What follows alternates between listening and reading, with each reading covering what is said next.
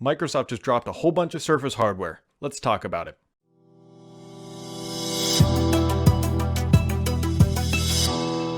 If you are a fan of Surface hardware or have been watching this channel at all, you would know that early May is the time when Microsoft is going to release some new Surface hardware, and they have done it today, folks. We have a brand new Surface Go 2.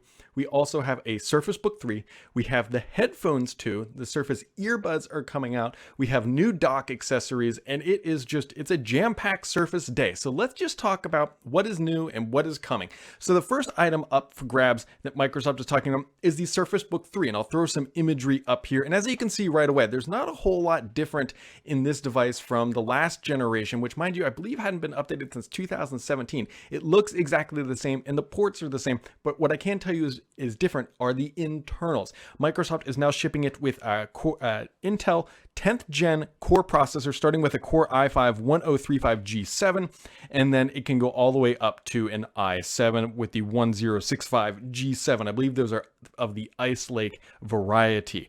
Now, on the GPU side, Microsoft is shipping the base model i5 with Iris Plus graphics, but if you jump up to the i7 13-inch, you will get GTX 1650 graphics. Now, if you jump to the 15-inch, you are getting 1660 Ti across the board, unless you spend some extra money, and then you can get the NVIDIA Quadro graphics. I believe that's the 3000 SKU RTX. So those are going to be great for people who are doing AI or ML and you need like a true workstation class machine.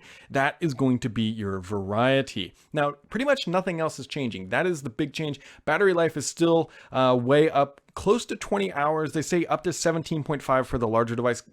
When you look at Microsoft's battery life, it's on the positive side of things. So don't actually expect you're going to get those numbers. Typically divide it by 2 and then maybe add 1 or 2 hours. And that's realistically what real world performance is. Microsoft's benchmarks, I'm not really in love with how they do that. But everything else about the Surface Book 3 is pretty much unchanged. Like I said, same ports, same look. You're just getting some new internal guts. Also, they did update it. It does support Wi-Fi 6 now and Bluetooth 5.0, and it still does on the 15-inch variety have the Xbox wireless controller support built in. Now, let's jump over to the Surface Go 2. Again, Surface Go 2 is going to look familiar. If you've seen the Surface Go, you will recognize the Surface Go 2.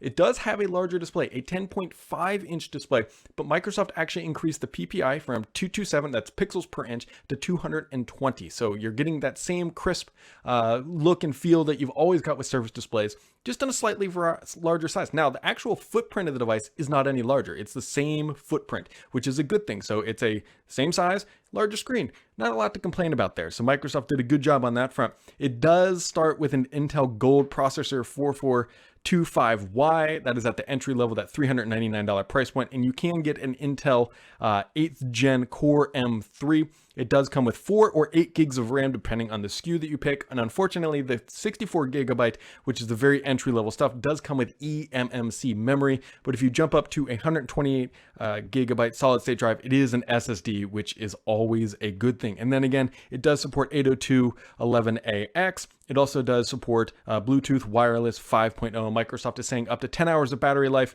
on Wi-Fi, or if you get the LTE variety, which is shipping around the same time. Microsoft usually makes us wait a long time to get the LTE variant. It is again up to 10 hours. So Surface Go 2, a pretty modest refresh, but I think it's headed in the right direction and there's not a whole lot to complain about. I'm actually holding one right here on this channel. You can go see the unboxing of that if you're really interested to see how that plays out in a little bit more details. But Surface Go 2, I'll have much more on it actually, and Surface Book 3 down the road. I don't have one of those yet, but it is coming in the near future.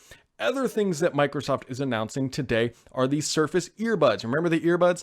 They announced them actually back in the spring. Those things are now shipping, or are going to be shipping here in a couple days, I believe, technically speaking, but $199 for those. And they're also announcing the Surface Headphones 2. These now come in a black variety, and not a whole lot has changed, but the battery life has been improved up to about we'll just say 20 hours, somewhere around there is the biggest improvement. Microsoft also notes that there are improvements to sound quality, although that one's a little bit harder to quantify, if you will. And so those are going to be $249, and they are coming out here in the near future as well. Microsoft is also dropping 2 new docks. If you've been saying, hey, I need a dock for my Surface stuff, they are dropping 2 new docks. One is a travel hub that is USB-C based that actually has a VGA port on it. Actually kind of surprising, but if you've gone into a conference room where it has one of those old school projectors, I can totally see why it actually has that in there. It also has gigabit Ethernet, a couple ports on there, and then the proper Surface Dock 2, which, keep in mind, is only going to work with newer generation Surface products. Make sure you check. I believe it does not work with like a Pro 3 or Pro 4 or a Surface Book or Surface Studio.